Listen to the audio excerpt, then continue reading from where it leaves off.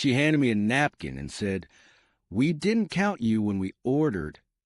That night, I sat on a stool by a fan while they laughed over a $4,000 dinner my sister, my family, pretending I didn't exist. But what they didn't know was that I co-signed their mortgage, and I was done being invisible. The restaurant went quiet as the waiter placed a check on my table. $6,200. Everyone turned to stare, especially my sister and her smug husband. I didn't say a word, just smiled, pointed at their table, and said, "I wasn't invited, remember?" Then I stood up and walked out, leaving their faces frozen in stunned horror. If you've ever felt like the forgotten one, the one everyone calls only when they need something, the one they exclude, mock, or use until they don't need you, this story is for you. Because sometimes payback isn't loud. It's cold, calculated, and it shows up right when they least expect it. If you've ever dreamed of serving poetic justice to the people who underestimated you, hit that like button, subscribe, and get ready. Today's revenge story is a masterpiece in silent power and long overdue boundaries. I'm Julian, 34 years old, software consultant, not flashy, not rich by tech standards, but I'm doing all right. I like quiet mornings, Sudoku puzzles, and people who treat waiters with respect. That last one turns out is rare in my family. I come from a loud, dramatic, self-absorbed household. My older sister, Monica, is 5 years older than me and was a golden child growing up. Cheer captain, business major. Married a guy named Travis who talks like he's on a constant podcast about real estate and crypto. Family dinners were always a stage for them. Me, I was just the quiet one, the helper, the "can you take this photo?" guy. And for the past 5 years, the unofficial tech support, dog sitter, loan giver, emergency backup ride, without so much as a thank you card. But last month, that was the last straw. It was Monica's 40th birthday, a big, flashy dinner at a waterfront seafood place with private dining rooms and glass chandeliers. She sent me a text the day before. "Hey, dinner's at 7. Dress nice. Can't wait." That was it. No details. No hope you can make it. Just a statement. When I got there, I instantly noticed something off. There were exactly 16 chairs around a long candlelit table. Everyone was dressed to the nines: silk, velvet, heels, cologne like a department store. And me? I was the 17th person. There was no place setting for me. Not even a spare chair. I looked around awkwardly. My sister spotted me and came over with a smile, so fake it could have been made by AI. "Oh, Julian, sorry. We didn't count you when we ordered. Thought you weren't coming." Then she handed me a paper napkin and pointed to a tiny bar stool in the corner.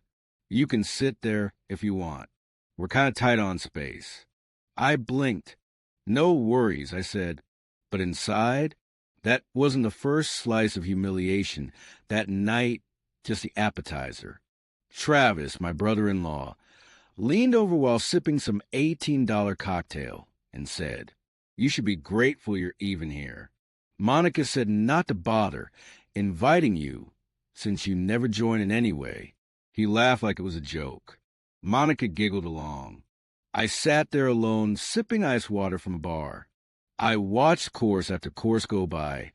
Oysters, truffle butter scallops, filet mignon, champagne. No plate for me, not even bread.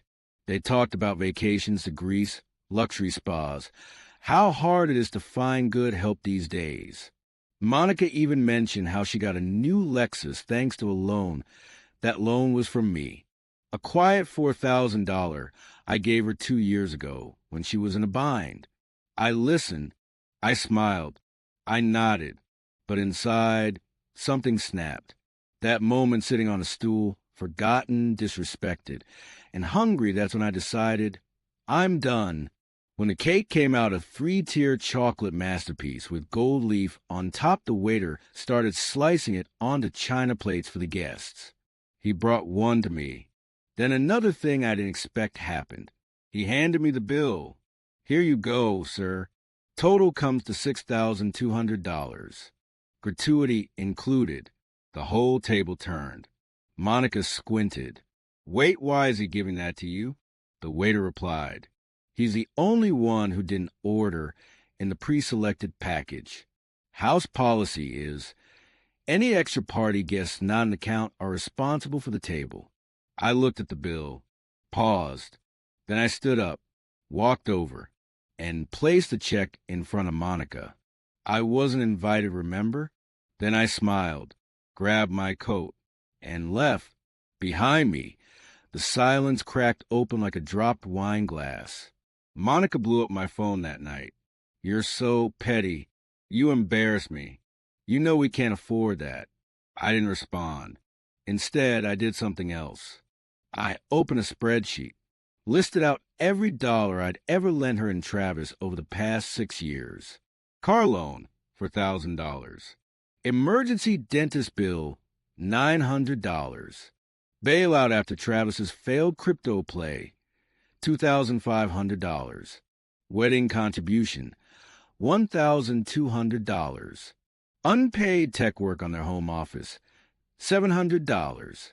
Total, $9,300. Then I wrote a short message. Since you now know what it feels like to pay for people who weren't counted, I expect the same courtesy. Invoice attached. No threats. No insults. Just facts. They didn't respond.